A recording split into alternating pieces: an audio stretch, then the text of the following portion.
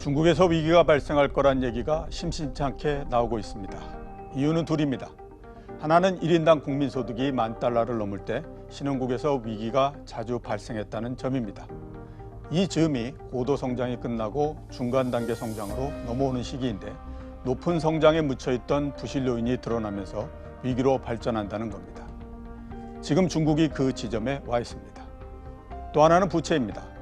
2008년 $4조 중국의 기업 부채 규모가 작년에 $19조 8천억 달러로 5배 가까이 늘었습니다. 위험 수위에 도달한 게 분명합니다. 2017년 GDP 대비 256%인 중국의 부채 비율이 2022년에 290%가 될 거란 IMF의 전망도 비슷한 맥락입니다. 중국의 부채 증가와 금융 부실은 한되된 문제가 아닙니다.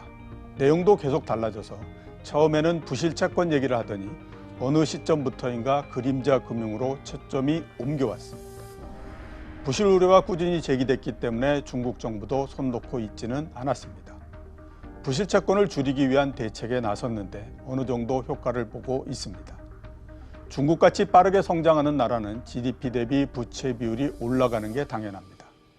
투자를 포함해 자금 수요가 많은 반면 비축해 놓은 돈은 없어서 그 차이만큼을 빚으로 해결해야 하기 때문입니다.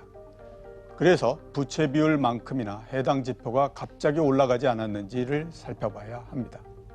단기에 급등할 경우 부채에 대한 대응 능력이 떨어져 문제가 발생할 수 있기 때문입니다. 중국의 부채 수준이 높긴 하지만 정상을 찾아가는 중이어서 상황이 나쁘지는 않습니다. 10년 전에 월가에서는 중국이 2020년에 세계 최대 경제 대국이 될 거라는 얘기를 했습니다. 지금은 위기가 발생할지 모른다고 얘기하고 있습니다. 10년 사이에 이렇게 급변할 수 있는 건지 궁금합니다. 불분명한 위기설에 휩쓸리지 않으셨으면 합니다.